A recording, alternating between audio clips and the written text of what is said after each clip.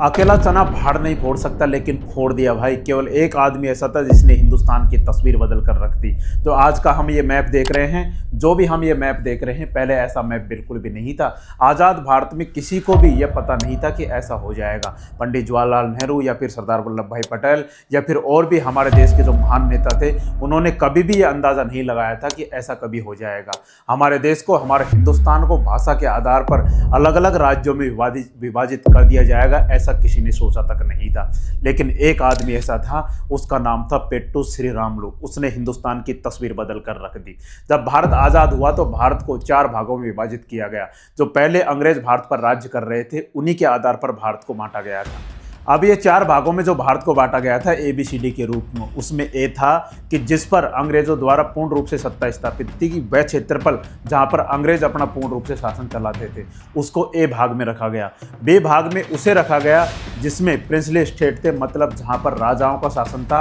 अंग्रेजों की उन राजाओं से संधियां थी, लेकिन अंग्रेजों का सीधा नियंत्रण उन क्षेत्रफल पर नहीं था, उन राजाओं के ऊपर नहीं था, तो उन्हें प्रिंसली स्टेट कहा गया था। और जो ए भाग था उसे ब्रिटिश प्रोविंस कहा गया था। जो सी में रखा गया था, उसमें कुछ क्षेत्र ऐसे थे, कुछ शहर ऐसे थे जो अंग्रेजों के लिए काफ़ी महत्वपूर्ण थे, जैसे दिल्ली था, अजमेर था, मद्रास था, बम्बई था। ऐसे शहरों पर ब्रिटिश सरकार का पूर्ण रूप से नियंत्रण था। उस पर ब्रिटिश सरकार का नियंत्रण था, केवल शहरों पर, आसपास के क्षेत्रफल नहीं था। उससे कहा गया कमिश्नरी स्टेट। उनको सी भाग में रखा गया। और डी भाग में था यूनियन टेरिटरी, जैसे अंडमान निकोबार द्वीप समूह। इस तरीके से भारत को, जब भारत आज़ाद हुआ था, तो 4 भागों में बांटा गया था। अब जब भाषा के आधार पर राज्यों की मांग उठने लगी, तो सबसे पहले 1948 में एस के धर समिति का गठन किया गया। एस के धर समिति का गठन किया गया तो उसने यह देखा कि जब भारत आज़ाद हुआ तो उस समय विभाजन का दंश भारत ने अभी ताज़ा ही झेला था। अब उनको यह लग रहा था कि अगर भाषा के आधार पर राज्यों का पुनर्गठन कर दिया गया, राज्य बांट दिए गए, तो कभी यह राज्य एक साथ ताकतवर होकर एक साथ मांग उठाएंगे और कभी हमारे हिंदुस्तान से अलग होकर एक अलग देश की मांग करने लगेंगे।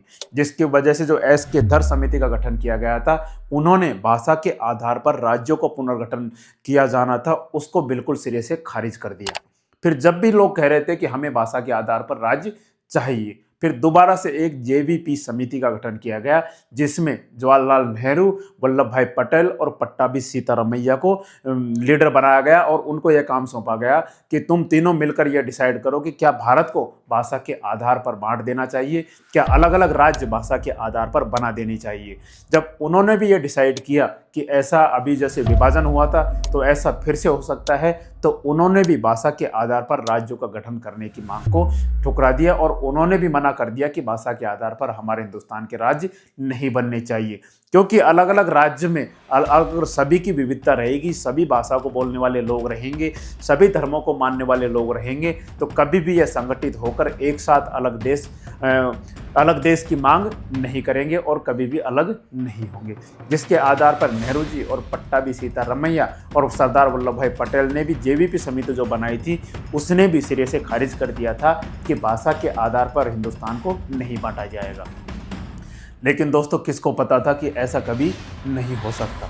उसके बाद आंध्र प्रदेश में एक तेलुगु भाषी लोगों के लिए अपने राज्य की मांग कर रहे हैं लोगों में से एक आदमी खड़ा होता है। उसका नाम था पेट्टू श्रीरामुलु।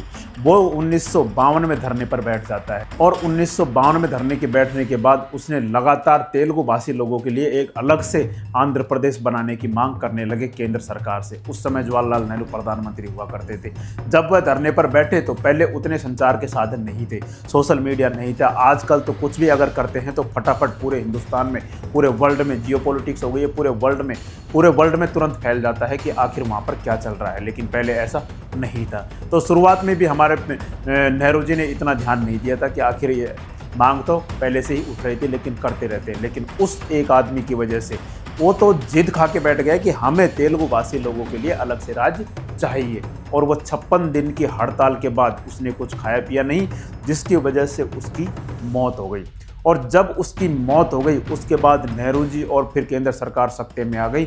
और उसकी मौत के बाद पूरे आंध्र प्रदेश में, या मद्रास प्रेसिडेंसी उस समय हुआ करती थी, उसमें भयानक विरोध उठने लगा, बवाल मच गया फिर तो वहां पर। और बवाल मचने के बाद मजबूर होकर नेहरू जी को 1 अक्टूबर 1953 को भाषा के आधार पर सबसे पहले आंध्र प्रदेश को राज्य बनाया गया, क्योंकि मजबूर होना पड़ा कि अब तो बात माननी पड़ेगी, क्योंकि अब सिरे से बात ऊपर निकल गई है। फिर उसके बाद जब आंध्र प्रदेश को राज्य बनाया गया तो उसके बाद ये तय किया गया कि भाषा के आधार पर हिंदुस्तान को बांटना ही पड़ेगा। तो उसके बाद फजल अली आयोग का गठन किया गया, जो 1953 में इसका गठन किया गया। उसका यही काम था कि तुम पूरे देश में सर्वे करो कि कहाँ कहाँ पर हम भाषा के आधार पर राज्य बना सकते हैं। तो उसकी रिपोर्ट आई 1956 में, और 1956 में जो ABCD के रूप में हमारे हिंदुस्तान को बांटा गया था उसको खत्म करके भाषा के आधार पर राज्यों को पुनर्गठन किया गया, और सबसे पहले 14 राज्य और 6 केंद्र शासित प्रदेश बनाए गए।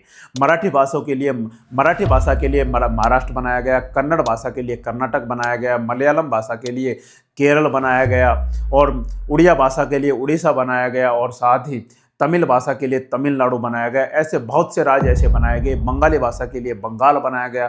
तो बहुत से राज्य ऐसे बनाए गए जो भाषा के आधार पर उनका गठन किया गया था। और इस तरीके से केवल एक आदमी की वजह से हमारे हिंदुस्तान भाषा के आधार पर गठन किया गया, और भाषा के आधार पर हमारे हिंदुस्तान के राज्य बांटे गए थे। अब दोस्तों हम चलते हैं उत्तर भारत की तरफ। जो आज का हम पंजाब देख रहे हैं, या हरियाणा देख रहे हैं, हिमाचल प्रदेश देख रहे हैं, चंडीगढ़ देख रहे हैं, ये पहले अलग अलग राज्य नहीं हुआ करते थे। इन्हें पहले PEPSU पेप्सू के नाम से जाना जाता था।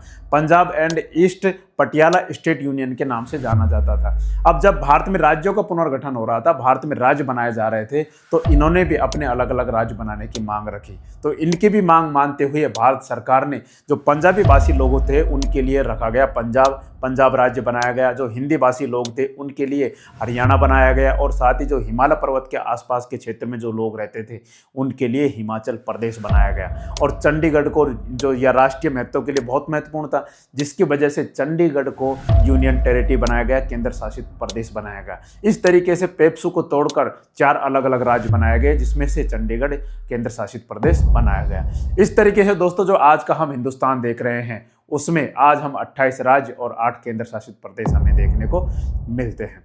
दोस्तों आपको क्या लगता है कि भाषा के आधार पर जो राज्यों का गठन किया गया था, क्या वह सही था या फिर गलत था? या फिर जो आज़ादी के समय के जो हमारे देश के महान नेता थे उनकी सोच क्या सही थी उस समय के हिसाब से, या फिर आज के हिसाब से गलत थी? आप एक बार कमेंट करके जरूर बताएं, और जानकारी अच्छी लगी हो तो चैनल को लाइक एवं